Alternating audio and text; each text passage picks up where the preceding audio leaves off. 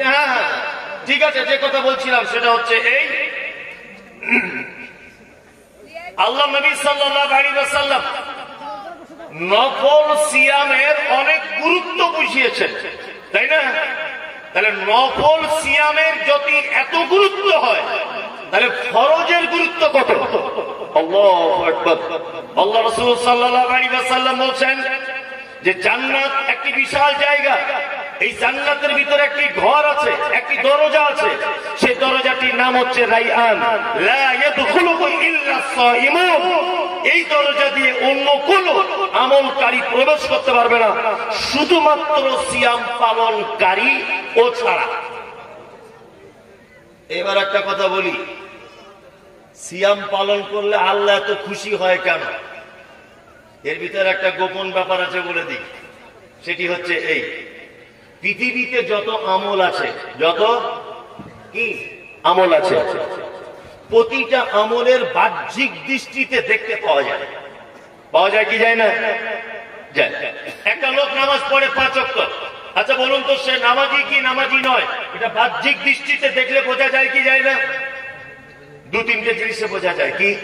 যেমন সে সবসময় পাঞ্জাবি পরে থাকে, এইখানটায় দাগ হয়ে যায়, যায় না? যায়। তার মানে বাহ্যিক দৃষ্টিতে বোঝা যায় যে এই জায়গাটায় দাগ, মানে লোকটা কি করে? নামাজ পড়ে। কারো কারো এই জায়গাটায় কালো এরকম হয়ে যায়, যারা ভারী লোক হয় না, হয়। তাহলে বাহ্যিক দৃষ্টিতে বোঝা যায়। আপনি এখন 1 লাখ টাকা দান করলেন, আপনার টাকাটা দেখতে পাওয়া যাবে, আপনাকে সবাই চিনতে পারবে। পারবে কি পারবে না? পারবে।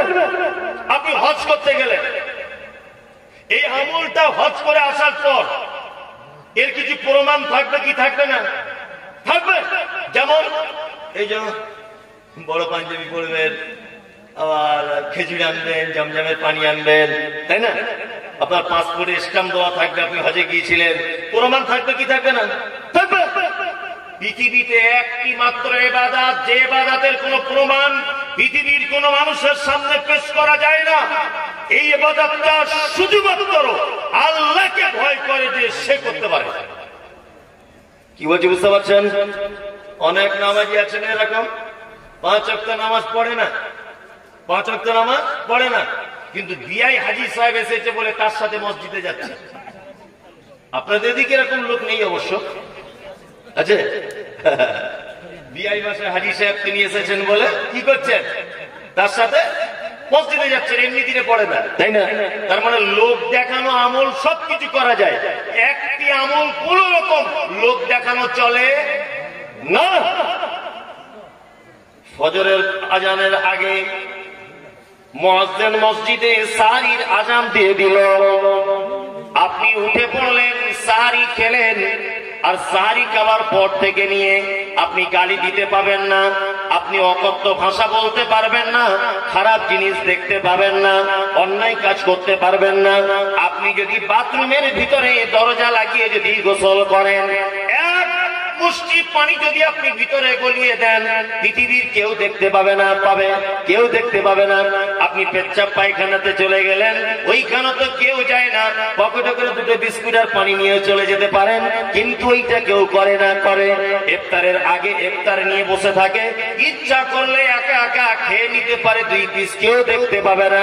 আপনি একজন গাড়ি ড্রাইভার, গাড়ি চালিয়ে চালিয়ে শিলিগুড়ি থেকে আসছিলেন, ওমরপুরের কাছে এসে ইফতারের টাইম হয়েছে, আপনার একটা বাজার থেকে আপেল কিনলেন, 2টো খেজুর কিনলেন, পানির বোতল কিনলেন, পৃথিবীর কেউ গাড়ির ভিতরে দেখতে পাবে না যে আপনি কি করছেন আর কি করছেন না। আপনি ইচ্ছা করলে 1 ঢোক পানি পান করে নিতে পারেন, ইচ্ছা করলে একটা আপেল একটু 1 টুকরো খেয়ে নিতে পারেন, কিন্তু আপনি খান না। তার মানে বোঝা গেল পৃথিবীর প্রতিটা আমল উপর থেকে বোঝা যায়, একটি আমল উপর থেকে বোঝা যায় না, যে আমলটা এই জায়গাটায় হয় আল্লাহর ভয়ের জন্য। কার ভয়ের জন্য? আল্লাহর ভয়ের জন্য।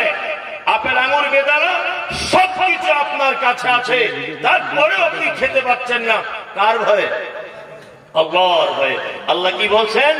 ইন্নাল্লাযীনা ইয়াখশাউনা রাব্বাহুম বিল গায়বি লাহুম মাগফিরাতুম ওয়া আজরুন কাবীর। আল্লাহ বলছে যারা আমাকে দেখতে পায় না, যারা আমাকে না দেখে আমাকে ভয় করে, আমার গায়েবের প্রতি যারা বিশ্বাস রাখে মাগফিরাতুন, নিশ্চয় আমি আল্লাহ তাদেরকে ক্ষমা করে দেব, আর তাদের জন্য রয়েছে উত্তম প্রতিদান। নফল সিয়াম আল্লাহ। এইবার আপনাদেরকে ছোট্ট এইটা অল্প করে বললাম, দানের ব্যাপারটা একটু খুলে খালি বলি। আচ্ছা, সাদাকা আর দান এটা আলাদা না এক? বলুন আলাদা। হ্যাঁ, এটা আমরা সবাই, মা চাচি থেকে শুরু করে খালা ফুবু সবাই জানে এটা আলাদা। কি বলে এই সাদাকা, এটা মসজিদে দিস না, সাদাকা দিতে হয় কোথায়? না সে আসিয়া চাচি ভিক্ষা করতে আসে ওকে দিতে, ওটা মসজিদে দেওয়া যায় না। এই আরবিতে বলে হয় সাদাকা, আর বাংলায় যার মানে দান। তার মানে যারই নাম লাউ তারই নাম খদু, যারই নাম সাদাকা তারই নাম কি দান, তাই না? জি। এইবার একটা কথা আপনাদেরকে বলি, সাদাকা দুই প্রকারের। কয় প্রকারের? দান কয় প্রকারের? দুই প্রকারের। এক হচ্ছে ফরজ, ফরজ সাদাকা।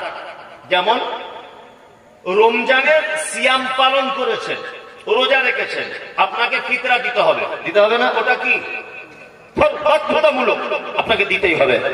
আপনি সংসার খরচা করার পরে 2 লাখ টাকা ব্যাংকে জমা আছে, লাখে 2,500 টাকা যাকাত, এটা কি ফরজ, তাই না? এইবার আপনাকে একটা কথা বলি, সেটা হচ্ছে কি ফরজ।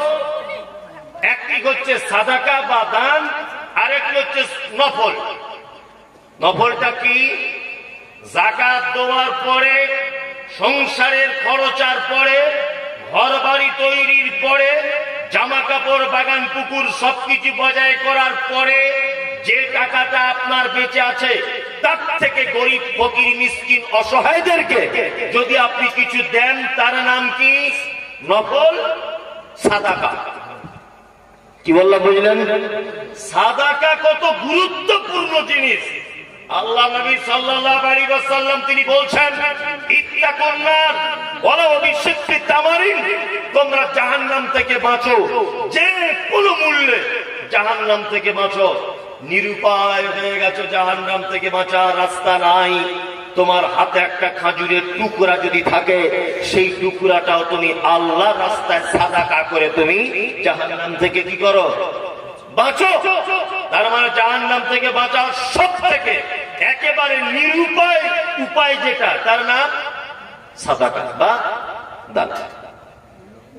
দান কত গুরুত্বপূর্ণ জিনিস। এবার একটা কথা বলি, আমাদের পাড়া গ্রামে যখন কোন লোক মারা যায়, মারা যাবার 5-7 মিনিট আগে কি করে? কি করে? আল্লাহ রাসূলের হাদিস কি?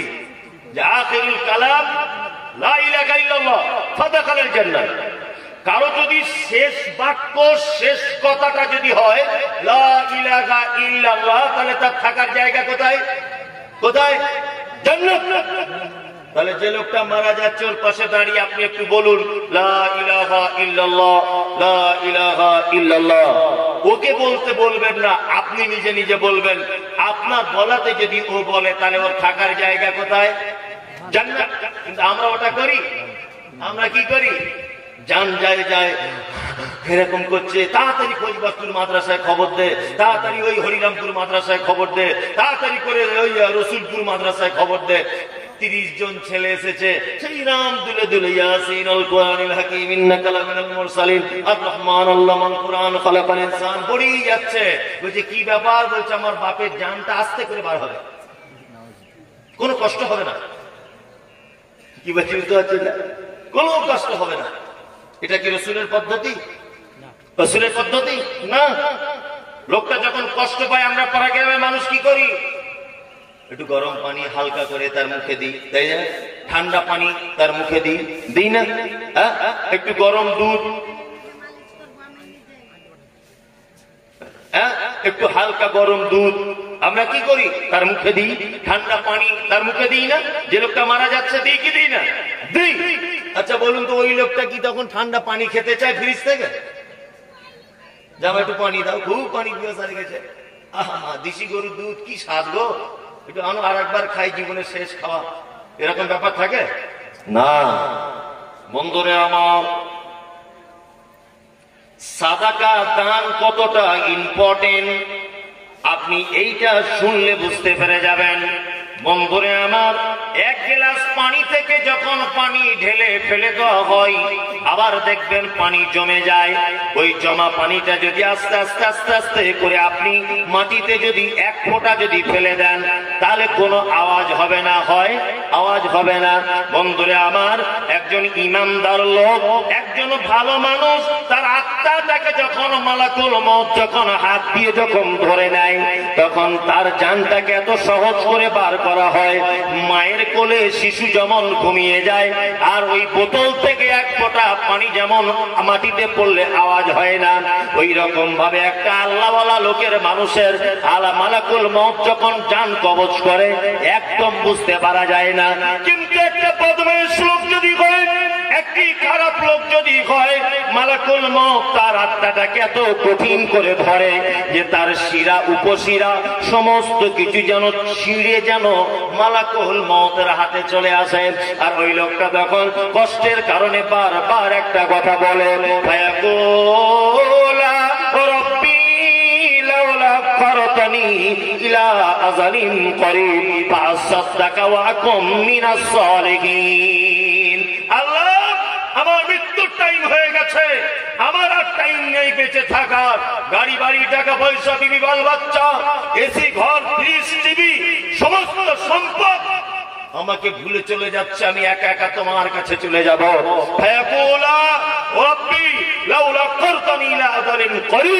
আল্লাহ নিকটে হয়ে যাচ্ছে মালাকুল মউত আমার, একটু তুমি আমাকে সুযোগ দাও, আমি গিয়ে কিছু সাদাকা দান করে আসি। আচ্ছা বলুন, তাহলে একটা মানুষ মরে যাবার আগে কি আত্মনাদ করে? আল্লাহ একটু সুযোগ দাও, কি করি? দান করে আসি, তাই না? আচ্ছা বলুন, ইবাদতের মধ্যে সব থেকে দামি ইবাদতের নাম কি?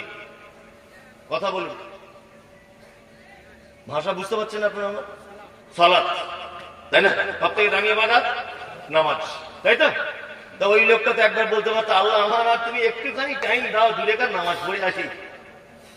বলতে পারতো কি পারতো না? ওই লোকটা তো বলতে পারতো, আল্লাহ একটু টাইম দাও, রোজা করে আসি।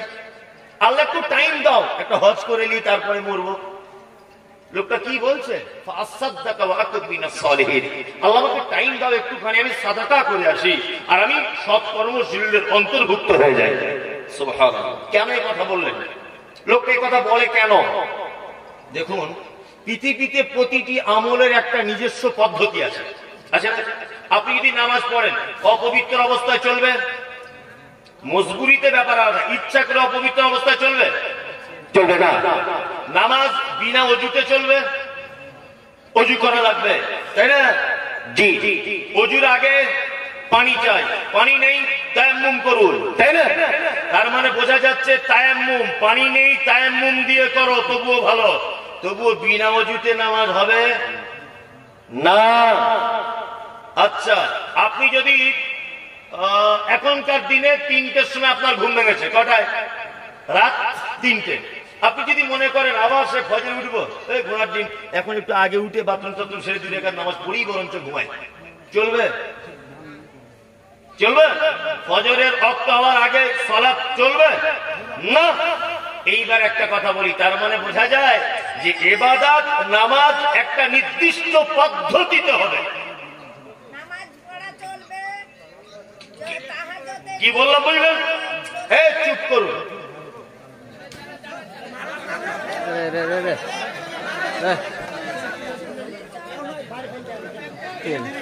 দড়ি দিয়ে বাঁধুন, দড়ি দিয়ে বাঁধুন, দড়ি দিয়ে বেঁধে রাখুন, ঠিক হয়ে যাবে। দড়ি দিয়ে বাঁধুন।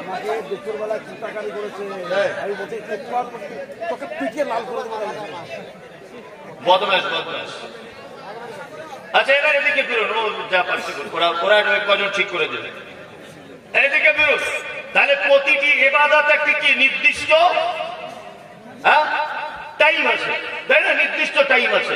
এবার একটা কথা বলি, আপনি রোজা রাখবেন, ইচ্ছাকৃত ভাবে যদি সাহারি যদি না করেন, ইচ্ছাকৃত আমি সাহারি করবো না, তাহলে হবে? আপনি ভুলে গেছেন, ঘুম ভাঙিনি, আলাদা বিষয়। ইফতারি আজানের সঙ্গে কোনো সম্পর্ক নেই, সূর্য ডুবে যাবে, আপনার কাছে সঠিক খবর চলে আসবে, আপনি ইফতারি করবেন। আপনি যদি মনে করেন সূর্য ডোবার 30 মিনিট পরে করব, চলবে? চলবে না। আপনি যদি মনে করেন আমি প্রচন্ড কষ্ট পাচ্ছি, এক ঢোক পানি খেলে তেমন কিছু হবে না, চলবে? চলবে না। তার মানে প্রতিটি ইবাদতের একটা নির্দিষ্ট কি আছে?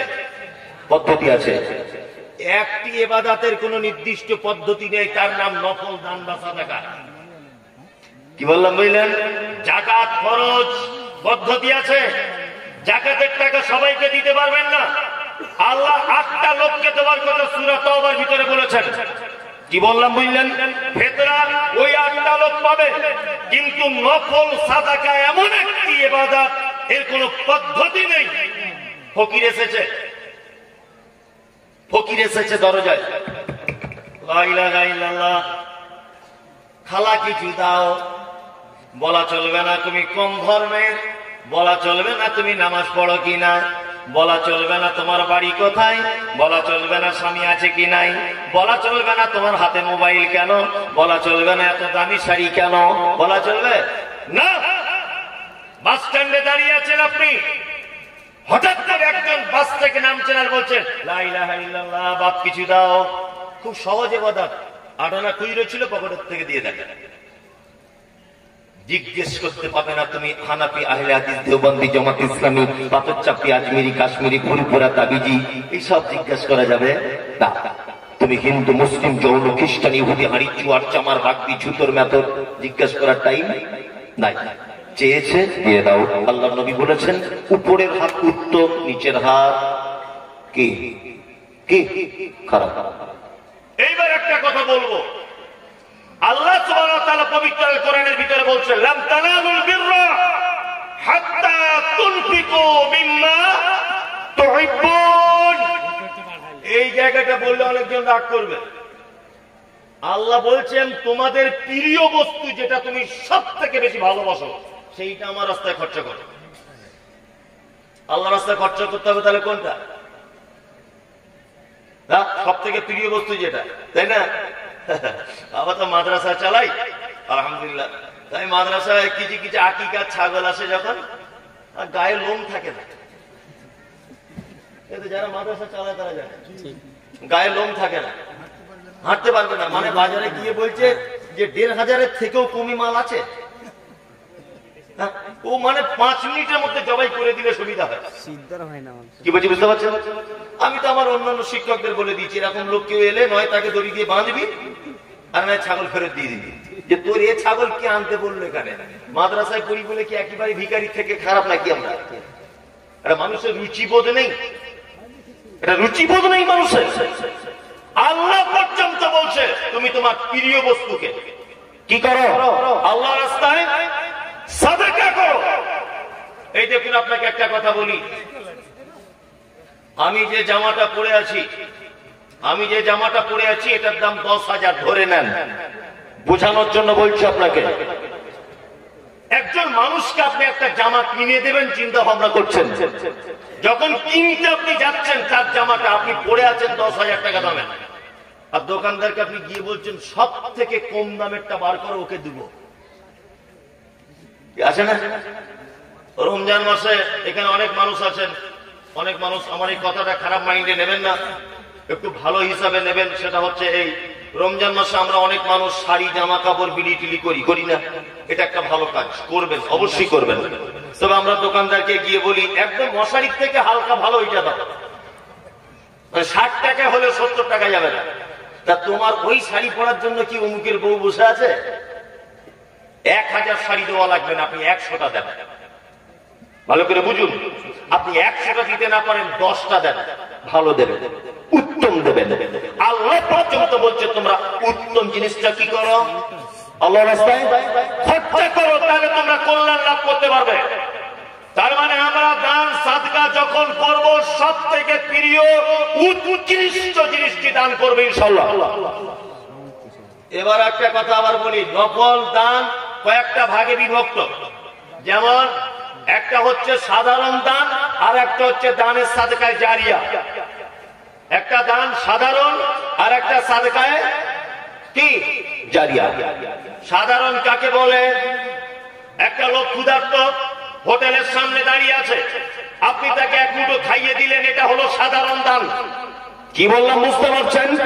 একটা লোকের পরনে কাপড় নাই, আপনি তাকে একটা জামা তৈরি করে দিলেন, এটার নাম সাধারণ দান। একটা লোক অসুস্থ, আপনি তাকে পয়সা দিয়ে সহযোগিতা করলেন, এইটার নাম সাধারণ দান। আর সাদকায়ে জারিয়া কার নাম? সাদকায়ে জারিয়া হচ্ছে সেটা যার ধারাবাহিকতা বজায় থাকে। মসজিদ তৈরি হচ্ছিল,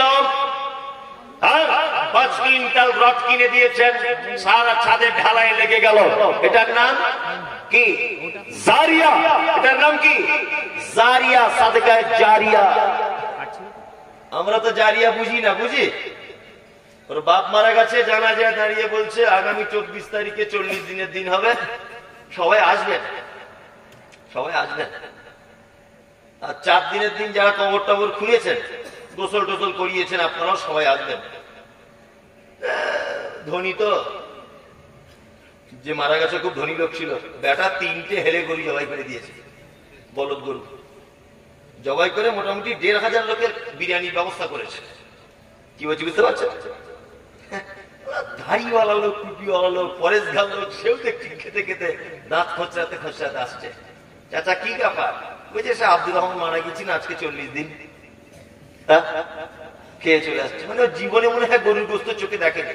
আর ছোট লোক তো অনেক কোয়ালিটির হয়, হাই ফাই ছোট। আমি জানি মানুষ 4টে বেটির পরে একটা বেটা হলে আনন্দ করে মিষ্টি খাওয়ায়, হয় না? খাওয়ায়। আমার ছেলে নতুন চাকরি পেয়েছে, খুশি করে মিষ্টি খাওয়াবো, তাই না?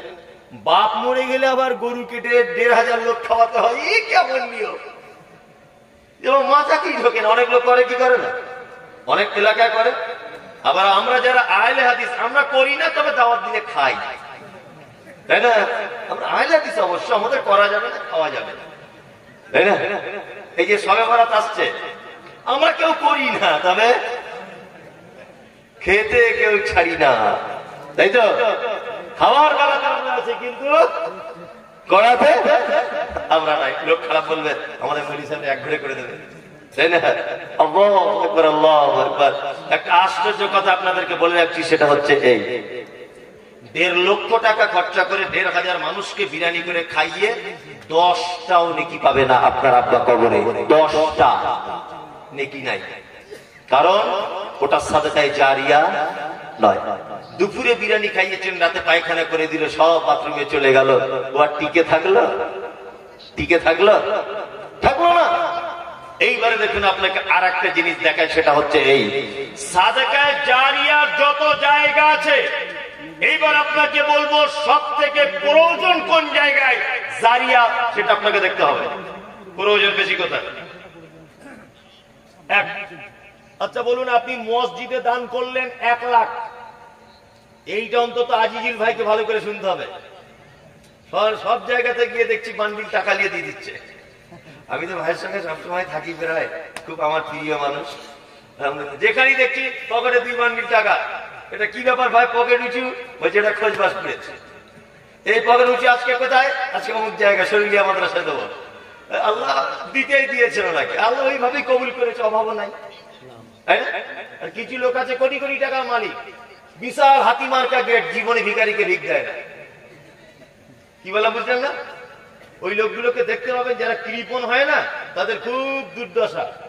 দুনিয়াতেও ভালো মন্দ কিছু খেতেও পারলো না, দেখতেও পারলো না, সুখও পেল না, অথচ কিয়ামতের দিন ধনীদের কাতারে দাঁড় করিয়ে আল্লাহ জবাব নেবে। কি বলছি বুঝতে পারছেন? ওই জন্য আল্লাহ যাকে টাকা দিয়েছে, দামি জিনিস খাবেন, বরফগুলো সব থেকে বড় ইলিশ প্রতিদিন কিনে কিনে খান। আল্লাহ তো আপনাকে দিয়েছে, আপনি খাবেন না কেন? আর যদি আপনি কৃপণতা করেন, তাহলে এখানে ইলিশও পেলেন না, ভালো জামা কাপড়ও কিনতে পারলেন না, ভালো গাড়ি চাপতে পারলেন না, অথচ কিয়ামতের দিন ধনীদের কাতারে দাঁড় করিয়ে আল্লাহ বলবে চল হিসাব গুলো বার কর। তাহলে এখানেও শান্তি হলো না, ওখানেও হলো না। এই জন্য আজকে BMW, কাল ফরচুনার, কাল অমুক, কাল তমুক, বড় বড় মাছ খান, দামি দামি জামা কাপড় পড়ুন, তবে অহংকারিতা যেন না আসে। আল্লাহ আপনাকে নিয়ামত দিয়েছে, আপনি নিয়ামত ভোগ করুন। আপনি দামি গাড়ি করে যাচ্ছেন, ও সাইকেলে যাচ্ছে বলে ওর দাম কম, এটা যেন না হয়, একদম। আপনি আল্লাহর প্রশংসা করুন তাকে দেখে, যে আল্লাহ একসঙ্গে এক স্কুলে পড়তাম, আমি দামি গাড়িতে চাপছি, ও সাইকেলে। আল্লাহ তুমি আমায় কত ভালো করেছো, কত ভালো রেখেছো। আমি এই সমস্ত দাতাদের ব্যাপারে একটা কথা বলি, সাদাকায়ে জারিয়া করবেন কোথায়? মসজিদে আপনি 10 কুইন্টাল রড দান করলেন, এটা সাদাকায়ে জারিয়া, কিন্তু এই সাদকা জারিয়ার গ্যারান্টি হচ্ছে আপনার খুব জোর হলে 100 বছর। আচ্ছা বলুন তো, কোনো না কোনো এক টাইমে মসজিদ ভেঙে ফেলা হবে কি হবে না? বাড়ানো কমানোর জন্য মসজিদ ভাঙা হবে কি হবে না? তাহলে ওই রড আর থাকবে? হ্যাঁ, ও ভাঙড়িতে চলে যাবে, তাই না? আমি মমতাজুল ইসলামের কথা বলছি। আপনি একটা কল মাদ্রাসায় বসিয়ে দিলেন, কল মাদ্রাসায় বসিয়ে দিলেন, এই মাদ্রাসায় বসালেন, কলটার আয়ু কত বছর? ধরে নেন 50 বছর, তারপরে আর থাকবে? তাহলে ও যদি না থাকে আপনার নেকি আর হবে কি করে? সাদকায়ে জারিয়া কি? খোসবাসপুর মাদ্রাসায় 100 ছাত্র পড়ে, আপনি হেড মাওলানাকে বলুন 30টা ছাত্রের যাবতীয় খরচা আমার পক্ষ থেকে আমি প্রত্যেক মাসে বহন করব। এই ছাত্র কোরআনের হাফেজ হলো, আপনি নেকি পেয়ে যাবেন। ও আরো 5 জন হাফেজ তৈরি করলো, তাদের থেকে আপনি নেকি পাবেন। ও আরো 5 জনকে করলো, তাদের থেকে আপনি আবার নেকি পাবেন। এক কথায় এ নেকি কিয়ামত পর্যন্ত চলতে থাকবে। তার মানে বোঝা যাচ্ছে এই মুহূর্তে সবথেকে বড় সাদকায়ে জারিয়া হচ্ছে কোরআন শিক্ষার ব্যাপারে নিজের অর্থকে ব্যয় করা। কোরআন শিক্ষা যেখানে হয় অর্থকে ব্যয় করা। আমি মসজিদে দান করার পক্ষপাতিত্ব করি না। যদি বলছেন তাহলে মসজিদে দান করবো না, অবশ্যই আপনি করুন। কে বলেছে আপনাকে মসজিদে এসি লাগাতে হবে? কে বলেছে টাইলস লাগাতে হবে? টিনের মসজিদে নামাজ পড়লে যায় নাকি, মাটির মসজিদে একই নাকি, মার্বেলের মসজিদে যে নাকি, আপনার সিমেন্ট দেওয়া তৈরি করা মসজিদে একই নাকি। ওই মসজিদে দান করে ততটা কাজ হবে না যতটা কাজ হবে খোসবাসপুর মাদ্রাসায় দান করে। এখানে 10টা ছেলে যদি কোরআনের হাফেজ হয়ে যায়, কিয়ামত পর্যন্ত আপনার এই নেকি সিলসিলা জারি থাকবে ইনশাআল্লাহ। তাই তো? যেখানে কোরআন শিক্ষার ব্যবস্থা সেখানে টাকা দেবেন। সমস্ত মানুষদেরকে বলছি, আপনাদেরকে বলছি, কারণ মসজিদে 1 কুইন্টাল রড দিয়েছেন, 100 বছর পর এই রড ভেঙে যাবে। আপনি বলুন খোসবাসপুর মাদ্রাসার প্রধান শিক্ষক এতিম কতজন আছে? না, এতিম আছে 12 জন। ঠিক আছে, এই 12 জনের চাল ডাল, এই 12 জনের জামা কাপড়, এই 12 জনের যতটা খরচা লাগে সমস্ত খরচা এরা যতদিন না আলেম না হবে আর আমি যতদিন হায়াতে আছি ততদিনের খরচা আমার পক্ষ থেকে আমি দেবো। ভালো করে বুঝলেন? আপনারা যদি প্রত্যেক বছরে একটা ছেলের দায়িত্ব যদি আপনি বহন করেন, ভালো করে বুঝবেন, একটা ছেলের দায়িত্ব যদি আপনি বহন করেন আর ওই ছেলেটা যদি আপনার টাকা দিয়ে হাফেজ মাওলানা হয়, কিয়ামত পর্যন্ত ওই ছেলেটার মাধ্যমে আপনি ধারাবাহিকতার সাথে নাকি পেতে থাকবেন। যদি বলছেন হুজুর ও তো মাদ্রাসায় যদি পড়াতে না পারে, আর ইমামতি তো করবে, মুক্তবের বাচ্চাদের কোরআন শেখাবে না? হ্যাঁ, তার বিনিময়ে আপনি পাবেন চেন সিস্টেমে নাকি, চেন সেক্টরে নাকি, তাই না? কোরআন শিক্ষা যেখানে হয় আপনার টাকা এখানে আগে ব্যয় করুন, আগে ব্যয় করুন। এখানে মসজিদে এসি কেনার দরকার নেই, মার্বেল পাথরের দরকার নেই। কে বলেছে মার্বেল পাথর কিনতে হবে তাছাড়া নাকি হবে না? মসজিদ নিয়ে শুধু কম্পিটিশন চলছে, মসজিদ নিয়ে। মসজিদ দেখলে মনে হবে রাজপ্রাসাদ তৈরি, আর মাদ্রাসাগুলোর শিক্ষকেরা সাইকুল হাদিস যারা বুখারীর দাস দিচ্ছে, ওসরে ধানের টাকা তুলে তুলে রোদে রোদে হাঁটছে, আর এসি লাগিয়েছে মসজিদে। কি হবে মসজিদে এসি লাগিয়ে? কে বলেছে এসি লাগাতে? বড় বড় যোগ্যতা সম্পূর্ণ আলেমরা রোদে রোদে আপনার দরজায় যে ওসরের টাকা আনতে মাদ্রাসার ছেলেদের পড়াবে বলে, কোরআন শিক্ষার জন্য তাদের খাদেম, তাদের খিদমত। আর আপনি মসজিদে 1.5 লাখ টাকার মার্বেল পাথর লাগিয়ে দিলেন, ওই 1.5 লাখ টাকা ঘুরিয়ে আনো এখানে দেন। 2 বছর হুজুর দোয়া হয়ে গেছে। মসজিদ আমার শত্রু নয়, আমি বোঝাতে চাইছি গুরুত্ব বেশি কার, এটা বোঝাতে হবে। একটা লোকের সাপে কামড়িয়েছে, ভালো করে বুঝবেন, একটা লোকের কি সাপে কামড়িয়েছে, লোকটা আর পাতলা পায়খানা হচ্ছে। ধরে নেন লোকটা পাতলা পায়খানা হচ্ছে, মাঠে পায়খানা করতে গেছে, একটা খড়ির সাপে কামড়ে নিয়েছে। আমি ডাক্তার আমার কাছে নিয়ে এসেছে। আচ্ছা বলুন তো, এদিকে পাতলা পায়খানা হচ্ছে সারাদিন 32 বার, এদিকে খড়ির সাপে কামড়েছে। বলুন আমার কাছে আনলে আমি যদি অরিজিনাল ডাক্তার হই, কোন চিকিৎসাটা আগে করব? পাতলা পায়খানা বন্ধ করব না সাপের বিষটা বন্ধ করব? কোনটা বলুন?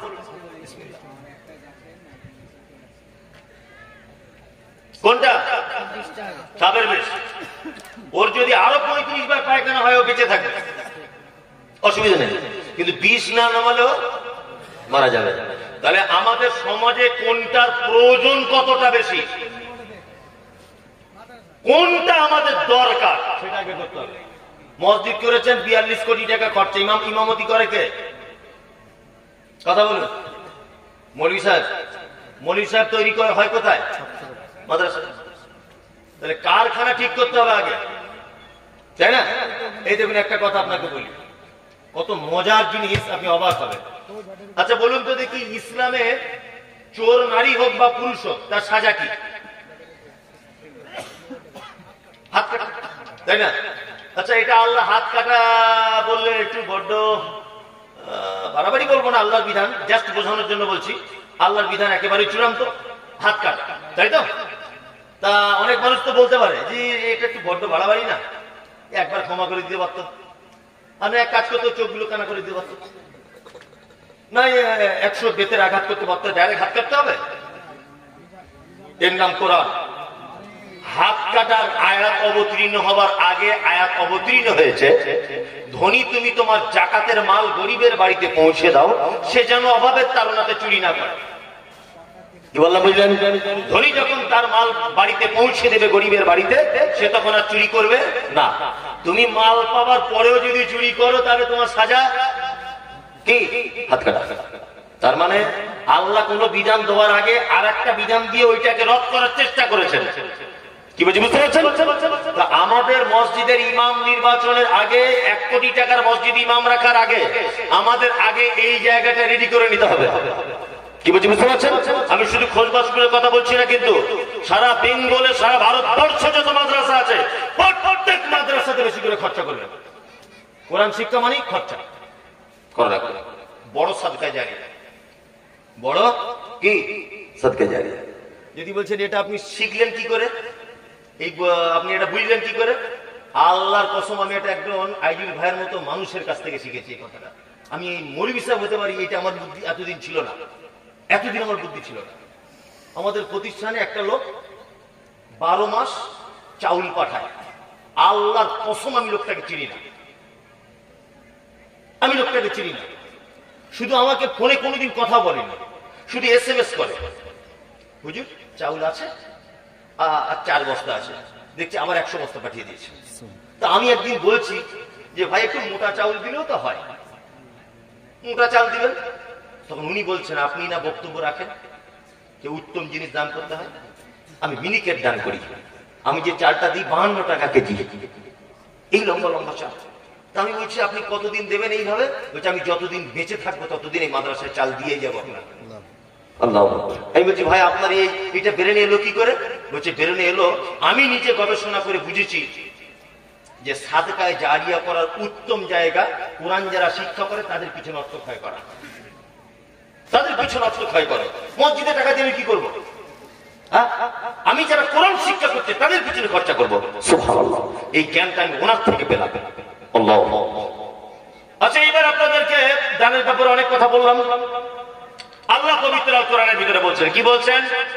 আল্লাযীনা ইউনফিকুনা ফিস সাররাই ওয়াজ যাররাই ওয়াল কাযিমিনাল গায়যা ওয়াল আফিনা আনিন নাস আল্লাহু ইউহিব্বুল মুহসিনিন। আল্লাহ বলছেন পৃথিবীতে 4টে লোককে সবথেকে বেশি ভালোবাসি। কটা লোক? কটা? 4টা। এক, আল্লাযীনা ইউনফিকুনা ফিস সাররাই ওয়াজ যাররাই। আল্লাহ বলছে ওই দানি যে ধনী হবার আশা করে, গরিব হবার ভয় করে। ধনী হওয়ার আশা করে, গরিব হওয়ার ভয় করে।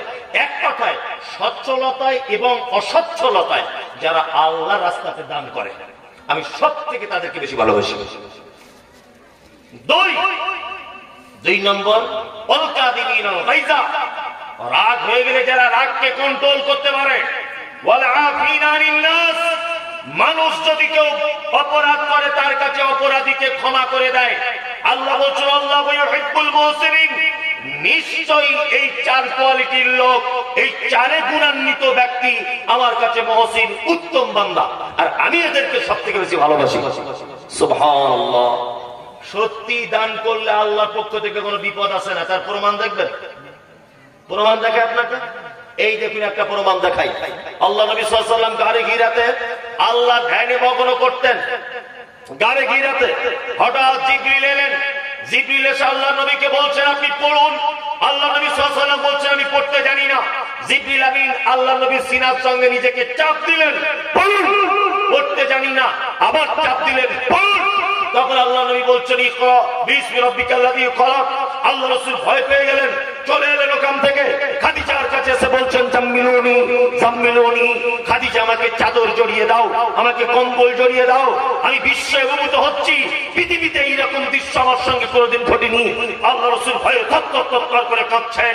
খাদিজা তখন সান্ত্বনা দিতে গিয়ে বলছেন আল্লাহর নবী আপনাকে কোনোদিন কোন দুশ্চরিত্র মানুষ আপনাকে কোনোদিন ক্ষতি করতে পারে না, কারণ আপনি এতিমদের দেখাশোনা করেন, দুস্থদের পাশে দাঁড়ান, আপনি আত্মীয়তার সম্পর্ক অটুট রাখেন, আপনি বিধবাদের পাশে দাঁড়ান।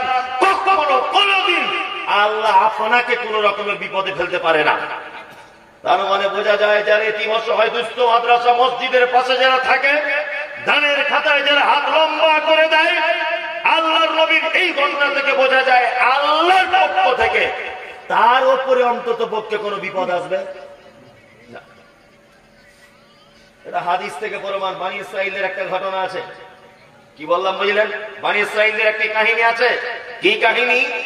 না একটা লোক রাস্তা দিয়ে হেঁটে হেঁটে যাচ্ছে, পাহাড়িয়া জমিন, আকাশে বিশাল মেঘ, মেঘ থেকে একটা লোকের নাম ভেসে আসছে। ওই লোকটা তখন মনে মনে ভাবছে কি ব্যাপার, আকাশে মেঘের ভিতর থেকে নাম ভেসে আসছে, এটা কে? লোকটা মেঘের পিছনে পিছনে যেতে লাগলো, গিয়ে দেখছে মেঘটা একটা বাগানের সাইডে পানি ঝরাচ্ছে আকাশ থেকে। আর একটা লোককে দেখেছি কোদাল নিয়ে পানিটাকে টেনে টেনে নিজের জমির দিকে নিয়ে যাচ্ছে। আমি জিজ্ঞাসা করলাম হে বাগানের মালিক তোমার নাম কি? বলছে আমার নাম অমুক।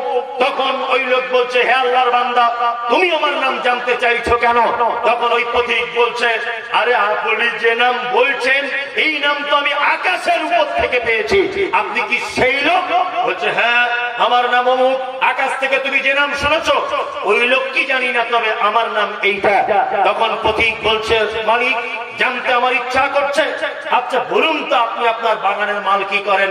তখন লোকটা বলছে বাগানে যে ফল হয় ওই ফলের এক ভাগ আমি খাই, এক ভাগ বাগানের কাজে লাগাই, এক ভাগ গরিব মিসকিনের মাঝখানে আমি বিলি বন্টন করে দিই।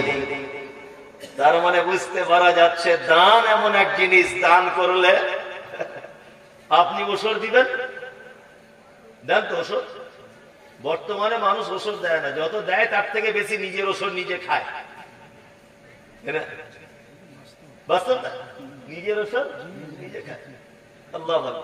আমি নিজে তো মাদ্রাসার সঙ্গে যুক্ত, যেখানে যতজন আছে সবাই মাদ্রাসার সঙ্গে যুক্ত। ব্যাপারটা আমরা ভালো জানি। কি বললাম বুঝলেন? আল্লাহ কলকাতাতে কালেকশনে গেছি, রমজানে যেতে হয়, কিছু করার নেই। আমি যতই বক্তা হই আর যতই টাকাওয়ালা হই আর যতই নামি লোক হই, মাদ্রাসা চালাতে গেলে যেতেই হবে, কিছু করার নেই। আমি বোম্বাই যাই, দিল্লিতে যাই, তাছাড়া এতগুলো বাচ্চা খেতে দেবো কি করে? কলকাতায় কালেকশন করতে যাচ্ছি, বিশাল লোক, 4 চাকা শোরুমের মালিক, আমির লোক, 13 থেকে 14-15টা রোজাতে আমি গেছি। বাড়িতে কলিং বেল, এলেন আসসালামু আলাইকুম। ওয়ালাইকুম আসসালাম। হাজি সাহেব আমি তো এসেছি মাদ্রাসা থেকে। হ্যাঁ বসুন বসুন বসুন বসুন, ঠিক আছে।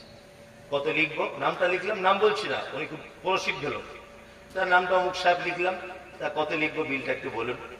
আর আমার আবার এমন পাগলা মনে, আমি জীবনে কারোর কাছে চাইতে পারি না, মানে মাদ্রাসা পার করতে লজ্জা লাগে। আইজুল ভাইয়ের সঙ্গে এত ঘুরি এত করি, আইজুল ভাই কোনোদিন বলতে পারবে না যে মমতাজুল ভাই আমার কাছে 10 টাকা কোনোদিন চেয়েছে মাদ্রাসা পারপাস। উনি ইচ্ছা করে গিয়ে দিয়ে এসেছেন, আলাদা ব্যাপার। আমি কোনোদিন বলি, বলতেই পারবে না কেউ। উনি বলছেন আমাকে 200 টাকা লিখুন। তাই বললাম হাজি সাহেব ডাকাত সব শেষ হয়ে গেল নাকি? বলছে আর থাকে। আমি তখন মনে মনে ভাবছি ওরে আমি সারা বাংলার পরিচিত লোক, ছেলে থেকে মেয়ে, বুড়ো থেকে ইয়ং চ্যাংরা সবাই আমাকে চেনে, বাঙালি মমতাজুল ইসলাম। সে খারাপ ভেবে চিনুক আর ভালো ভেবে চিনুক আমাকে চেনে। তা আমার মতো একটা পরিচিত লোকেলে যদি তুমি 200 টাকা দাও, তাহলে অপরিচিত লোকেলে নিশ্চয়ই তুমি 10 টাকার বেশি দাওনি। আমার মতো লোককে যে লোক 200 টাকা দেবে ভেবে নিতে হবে সে অন্য লোককে 5 থেকে 10 টাকা বেশি দেবে না। ভালো করে বুঝবেন। তাই বললাম হাজি সাহেব জাকাত শেষ হয়ে গেল, বলছে আর নাই। আচ্ছা বলুন 15টা রোজা থেকে কটা মাদ্রাসা থেকে তার কাছে যেতে পারে? 300 মাদ্রাসা থেকে যাক, 300। তা ওনার যদি 2-4 কোটি টাকার মালিক হয়, 1 কোটি টাকার জাকাত কত হয়? 2.5 লাখ টাকা বছরে। কত? 2.5 লাখ। 300 মাদ্রাসাকে যদি 1000 করে দেয় 3 লাখ যাবে। 3টে 4 চাকা গাড়ি শোরুমও না। কি বলছি বুঝতে পারছেন? তেল পাম্প, আমির লোক। তার মানে আমি বুঝতে পারলাম ও জাকাত যা দেয় তার থেকে বেশি ও আর ওর বউ ছেলে জাকাত খায়। আল্লাহ ওদের থেকে আমাদের অনেক ভালো রেখেছে। কি বলছি বুঝতে পারছেন? খুব সাবধান। ওই জন্য আমি বলি জাকাত বুঝে দিয়ে দিতে হবে, হিসাব রক্ষক রাখতে হবে। বাৎসরিক আয় ব্যয় হিসাব করে জাকাত একদম বিন্দু পরিমাণ বাড়িতে রাখলে হবে না, বাড়ি থেকে সঙ্গে সঙ্গে বার করে দিতে হবে, সঙ্গে সঙ্গে বার করে দিতে হবে। বছরের শেষ হয়ে গেলে চলো আপনাকে যে কথা বলছিলাম, জাকাত দিলে মালে বরকত হয়। জ্বলন্ত প্রমাণ দেখবেন, জ্বলন্ত প্রমাণ দেখায়। আল্লাহ নবী সাল্লাল্লাহু আলাইহি ওয়াসাল্লাম তিনি বলছেন পৃথিবীতে যত মানুষ আছে সব থেকে লজ্জাশীল মানুষ তার নাম কি? আবু বকর সিদ্দিক রাদিয়াল্লাহু তাআলা আনহু। এই না, সব থেকে নরম হৃদয়ের মানুষ আবু বকর সিদ্দিক রাদিয়াল্লাহু তাআলা আনহু। আল্লাহ রাসূল বলেন সব থেকে লজ্জাশীল মানুষকে নাম তার উসমান। দ্বীনের ব্যাপারে সব থেকে কঠিন কে? আল্লাহ নবী সাল্লাল্লাহু আলাইহি ওয়াসাল্লাম বলেন তার নাম ওমর। উসমান কত লজ্জাশীল দেখবেন, একদম সহিহ হাদিস একদম। আল্লাহ রাসূল বাড়িতে আছেন, আম্মা জান আয়েশা আছেন, এইদিকে ফিরে হাদিসটা মনোযোগ দিয়ে শুনুন। আল্লাহ রাসূল আয়েশার জামার দিকে ফিরুন, এই জায়গাটা উরুতে মাথা দিয়ে বা টেক লাগিয়ে শুয়ে আছেন। কে? আল্লাহ রাসূল। আম্মা জান আয়েশা বলছেন আমি দেখতে পাচ্ছি আল্লাহ রাসূলের পায়ের দিকে লুঙ্গিটা এরকম হালকা একটু উঠে আছে, এরকম। দরজায় কে? কে? আবু বকর। আবু বকর। আল্লাহ রাসূল ভিতরে ঢোকার অনুমতি দিলেন। হযরত আবু বকর ভিতরে ঢুকলেন। আল্লাহ নবী সাল্লাল্লাহু আলাইহি ওয়াসাল্লাম কথা বললেন। আবু বকর মানে কে? আয়েশার আব্বা। আবু বকর মানে শ্বশুর। শ্বশুর এসেছে আর তার বেটির উরুতে মাথা দিয়ে শুয়ে আছেন আল্লাহ রাসূল। আম্মা জান আয়েশা বলছেন একবারও আল্লাহ রাসূল উঠলেন না, কিছুই করলেন না, ওইভাবেই আছেন। কথা বললেন, চলে গেলেন। চলো আবার দরজায় কে? ওমর। এলেন। ওমর মানে হাফসার আব্বা, শ্বশুর। কথা বললেন, চলে গেলেন, ওইভাবেই থাকলেন। এইবার আসছেন কে? দরজায় কে? উসমান। উসমানের নাম শুনে আল্লাহ রাসূল এইরকম করে তাড়াতাড়ি করে উঠে একদম কাপড় টাপড় সব ঠিক করলেন। মেয়েদের মনে তো একটু হিংসা আছে না? একটু থাকবেই, তাই না? আপনার স্ত্রীকে দেখবেন যখন মুরগিকে খেতে দেয় বাড়িতে, ডান হাতে গম নিয়ে খেতে দেয়, আর বাম হাতে দেখবেন একটা ঝাঁটা নিয়ে দাঁড়িয়ে আছে। মানে অন্য কারো মুরগি যদি এসে যায় তার কলিজা কানা করে দেবে। ওদের মন এত খারাপ না? কোটি কোটি টাকার মালিক, তবুও দেখবেন বিয়ে বাড়িতে খেতে গেছে একটা পলিথিন নিয়ে গেছে। দেখবেন পলিথিন, নাতি খেতে পারবে না, ওই 2 পিস মিষ্টি বাড়ি আনবে। এটা হচ্ছে ওদের চিন্তা ভাবনা। কি বললাম বুঝলেন তো? এটা মেয়েদের একটা খাসলাত বলতে পারেন। যাই হোক, এটা হযরত উসমান। আম্মা জান আয়েশা বলছেন আল্লাহ রাসূল আপনি আবু বকরকে দেখে দাঁড়ালেন না, ওমরকে দেখে দাঁড়ালেন না, আর উসমানকে দেখে দাঁড়িয়ে গেলেন। আল্লাহ রাসূল বলেছেন আয়েশা, আরে যাকে দেখে ফেরেশতারা লজ্জা পায়, যাকে দেখে ফেরেশতারা সম্মান করে, আমি নবী কি তাকে দেখে একটু সম্মান করব না? আল্লাহ। উসমানকে দেখে সম্মান করতেন কে? আসমানের ফেরেশতারা পর্যন্ত। চলুন উসমানের নামের পাশে কি বলা হয়? গনি, দানি। পৃথিবীতে অনেক দানির কথা শুনেছেন না জীবনে? শুনেছেন তো? আমি এবার আপনাদেরকে কয়েকটা দানির কথা বলছি, কয়েকটা দানির কথা খুব মনোযোগ দিয়ে শোনার চেষ্টা করবেন। এক নম্বরের দানি, তার নাম হচ্ছে হযরত উসমান গনি রাদিয়াল্লাহু তাআলা আনহু। আল্লাহ নবী সাল্লাল্লাহু আলাইহি ওয়াসাল্লাম মক্কা থেকে মানে কাফেরদের অত্যাচার সহ্য করতে না পেরে এসেছিলেন কোথায়? মদিনাতে। মদিনাতে এসে আনসার এবং মুহাজির দুইজনেই বড় বিপদে পড়েছিলেন, কারণ পানির অভাব, খাদ্যের অভাব। একজন ইহুদির একটা পানির কূপ ছিল, পানি বিক্রি করত লিটারে লিটারে, বুঝলেন। হযরত উসমানের কাছে খবর এসেছে যে মোমেন ইমামদারদের কাছে পানি বিক্রি করছে, দানি কাকে বলে দেখুন, আমার দিকে ফিরুন।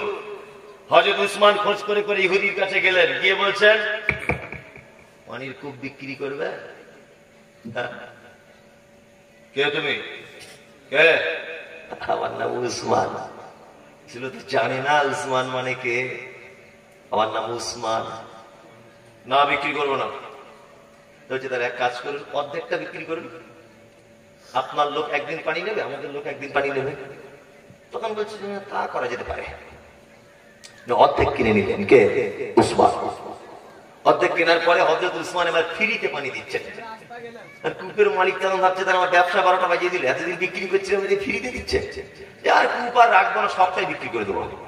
হযরত উসমান বলছেন কত দাম? কত? 35,000 দিরহাম দাম। 35 টাকা যাচ্ছে। কত? 35,000। হযরত উসমানের কথা শোনার পর পকেট থেকে টাকা বার করে সঙ্গে সঙ্গে 1 সেকেন্ডে টাকা দিয়ে দিলেন। কূপের টাকাটা।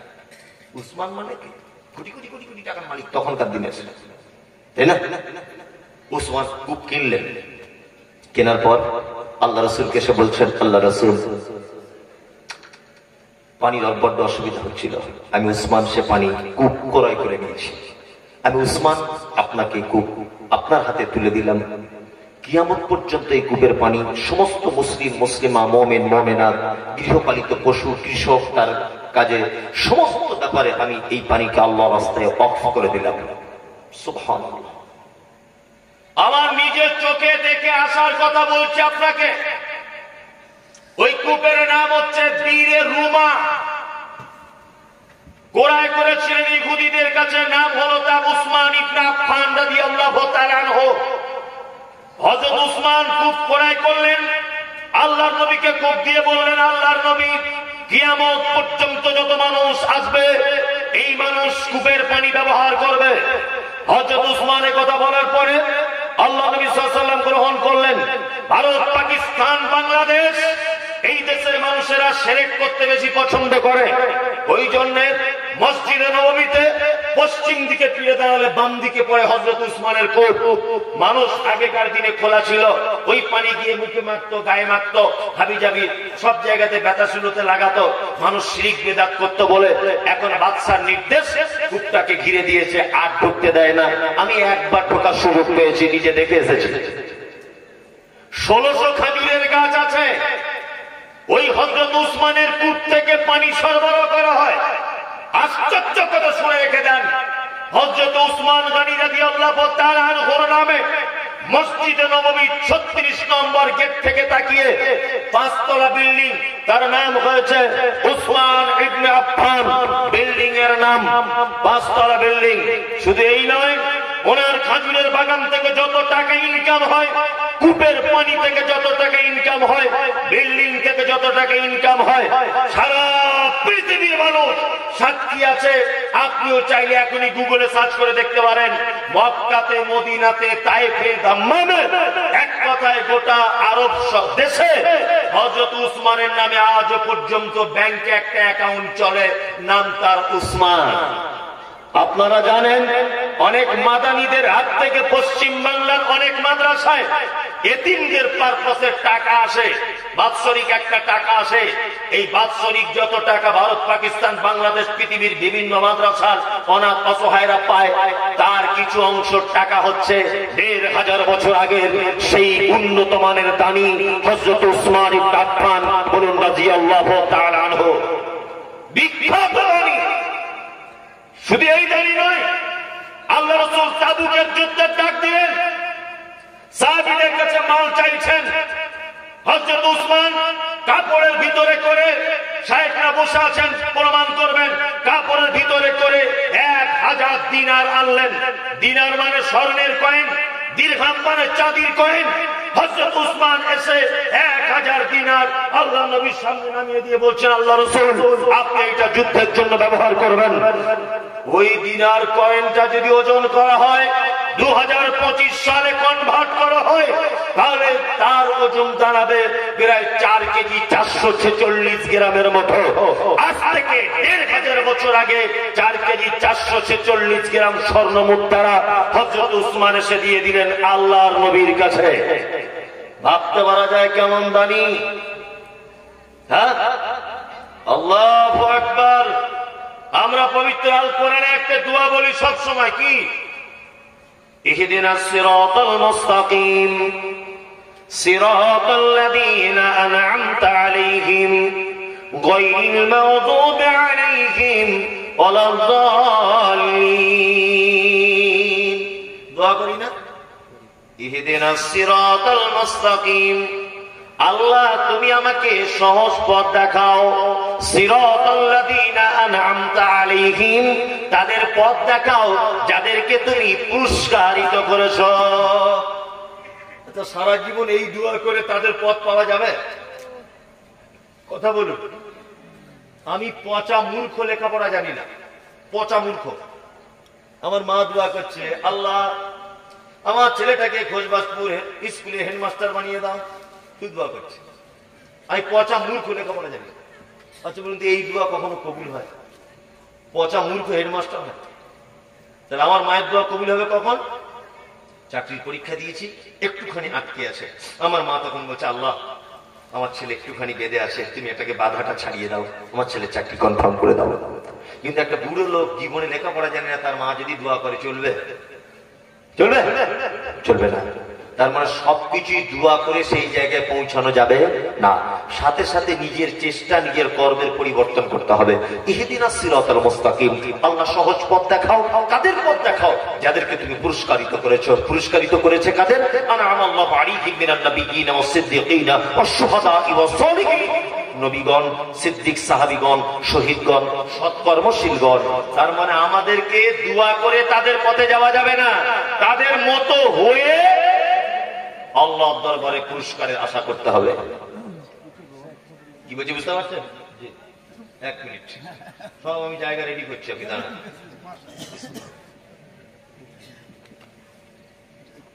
এবার একটা কথা বলি, দানের তো অনেক হাদিস শুনলেন, ওদিকে নফল রোজা বা সিয়ামের শুনলেন। এবার একটা চমৎকার হাদিস বলি, সহিহ বুখারী হাদিস এটা। আচ্ছা বলুন তো, আল্লাহর নবীকে কেউ দেখেছে? দেখেননি তো, আমিও দেখিনি। যদি বলছেন এটা কোনো প্রশ্ন, আচ্ছা কিয়ামতের দিনে যেন একটু দেখা হয়, এই আশা কার কার আছে? একটা বাংলায় কথা আছে, ঢ্যাক না করলে ভিক মেলে না। কি বলা বললেন? আমার তখন গাড়ি টাড়ি ছিল না, ট্রেনে করে জলসা করতাম। তা ধুলিয়ানে নামতাম, একটা লোককে দেখতাম সব সময় এখান থেকে রস গলতো পা দিয়ে, ফাটা গাল বার করে লোক দেখলে কাঁদে। তা আমি সবসময় ট্রেনে নামি, দয়া হয়, 10-20 টাকা খুচরো পয়সা টয়সা থাকলে দিই। তা 4-5 বছর দেখছি লোকটা ওর একই অবস্থা। তো আমার একদিন, আমি তো মাদ্রাসায় পড়া ছেলে, বাপের এক ছেলে, আমি কম বদমাইশ নয়। আমার মা সহ্য করতে না পেরে আমাকে মাদ্রাসায় ভর্তি করেছিল, অত সহজ নয়। আমিও কম খাতাম রাখলাম। আমি ভাবছি তোর কি জন্য ব্যাপারটা ধরতে হবে। একদিন ওকে ধরেছি, আমার মা সঙ্গে আরেকজন আছে সফর সঙ্গী, তা ওকে বলছি চলো তো দুজনা ব্যবসা করেছি, টাকা পয়সা আছে, পকেটে যা টাকা আছে, ব্যাংকে ট্যাঙ্কে যা আছে সব টাকা খরচা করবো, একে কলকাতা হসপিটালে ভর্তি করবো, চিকিৎসার দায়িত্ব আমার। ওকে বলছি তুই ঠ্যাংটা ধর, আমি হাতটা ধরি, অটোয় তোলো।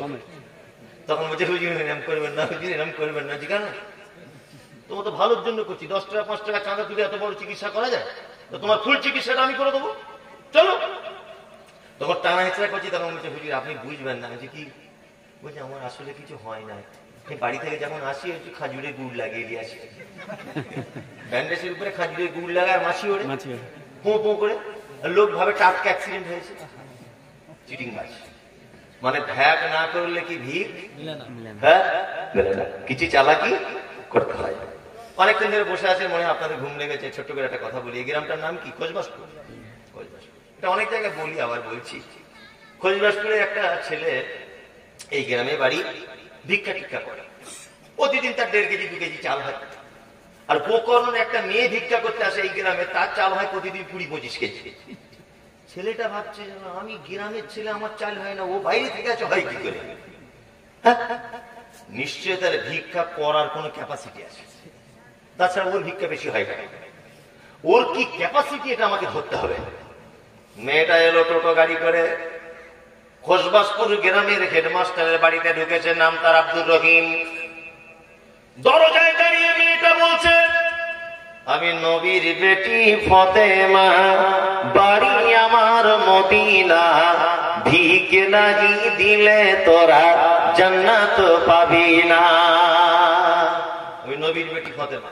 আর মেয়ে ছেলেদের মন তো খুব নরম, ওদের বাপ মরে গেলেও যেমন কাঁদে, হাঁস মরে গেলেও তেমন কাঁদে, ওদের কান্না ডিসাইন একই, মন খুব নরম, নরম না? রাস্তাঘাটে কেউ দেখবেন কিছু অসুখ আছে, এমনিতে চোখে পানি পড়ছে। মানে আগেকার দিনে ভিডিও হতো, দেখতেন ভিডিও হতো না, আগেকার দিনে ভিডিও বিয়ে টাইতে।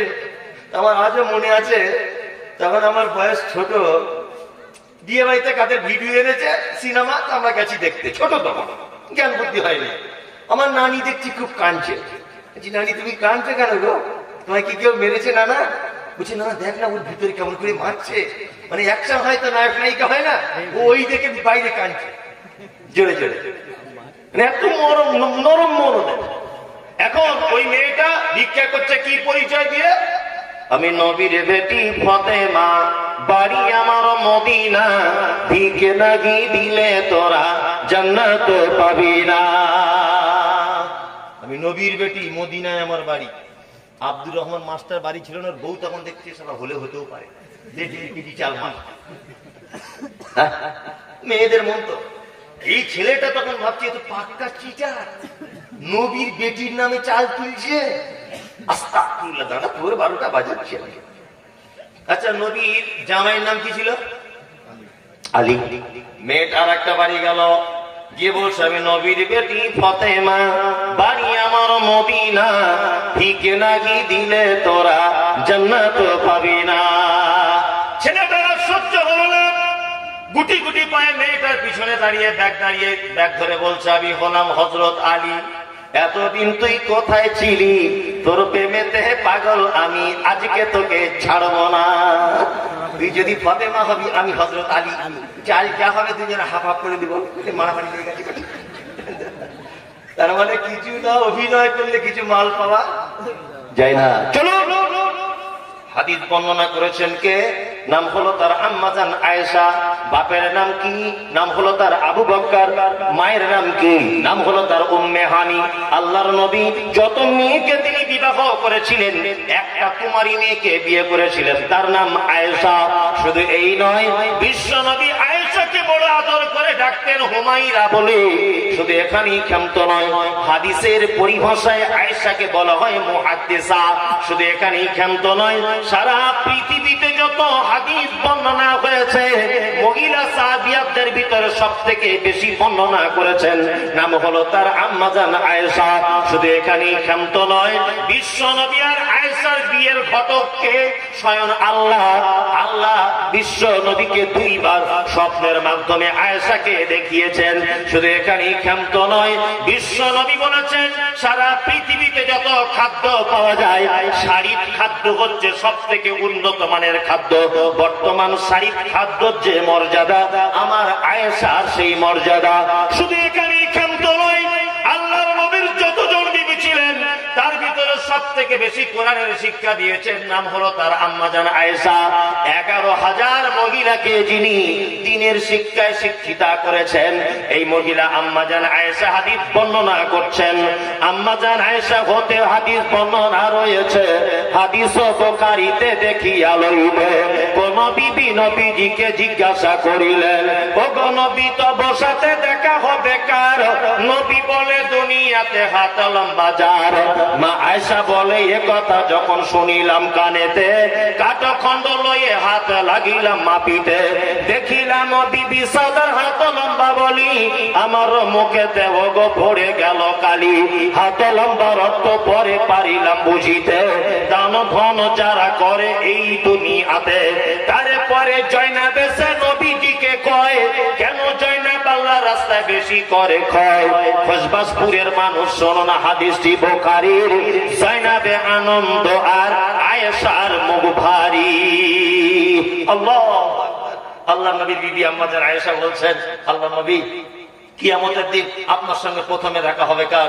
নবীজি বলছেন যার হাত লম্বা তার। আয়েশা ব্যাপারটা বুঝতে পারলেন না, অল্প বয়সের মেয়ে একটা কাঠের লাঠি নিয়ে অন্যান্য বিবিদের হাতগুলো মাপছেন। দেখতে পাওয়া গেল আল্লাহ রাসূলের আর একজন বিবি, নাম হলো তার সাউদা রাদিয়াল্লাহু তাআলা আনহা, ওনার হাতটা লম্বা। তখন আয়েশা বলছে, আল্লাহ রাসূল আমার তো মন খুব খারাপ, তাহলে আমার সঙ্গে আপনার আর দেখা হবে না, সাউদার তো হাত লম্বা হয়ে গেল। আল্লাহ রাসূল বলছেন, আয়েশা ওই রকম হাত লম্বা নয়, যারা দানের ব্যাপারে, মাদ্রাসা, মসজিদ, ঈদগাহ, মক্তব এই সমস্ত ব্যাপারে যারা হাত লম্বা করে দেয়, আমি নবী বলছি কিয়ামতের দিনে তার সাথে প্রথমে আমার দেখা হবে। সুবহানাল্লাহ। কালকে বলবেন যদি টাইম শর্ট থাকে, আজকে টাইম হবে। নবীর সঙ্গে প্রথমে দেখা হবে কার?